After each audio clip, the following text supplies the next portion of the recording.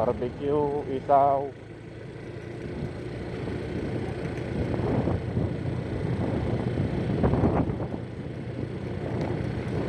Residential road kasi yun, maraming mga bahay-bahay dun sa looban. Ito yung ginagawang tulay uli, kabaak uli, para sa mangilan-ngilan lang na gumagawa, wala pang 10. Paano matatapos yan?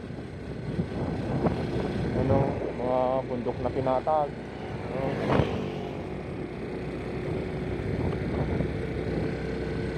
naging malalim na. Kaya nga sabi nila ang bundok ngayon ay binabaha na, pinapatag naman.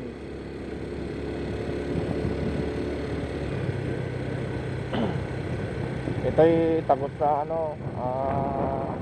Libho, sa Takad. Tapos ang wanay sa Tingayta, sa Lagtas.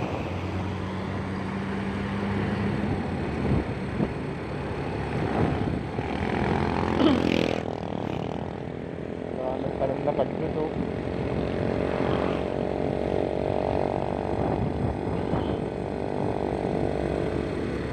Ang hirap nga lang mag-harvest nyan.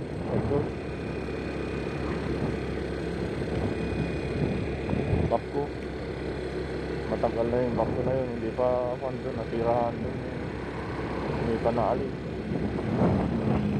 So, bundok dati talagang pinatag. Ngayon kung na ng rancho na ng baka.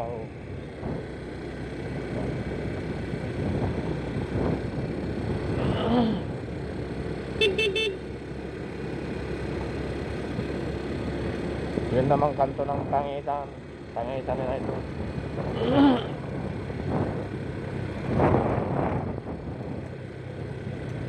Tapos dun sa lalabasan nito ay Takad.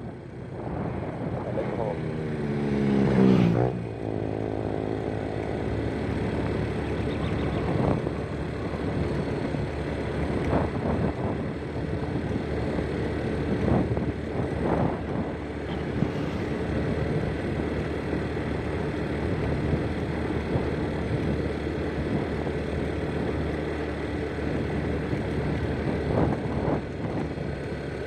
Ayos naman na ito pwede nang padaanan kasi tapos na yung kabaak.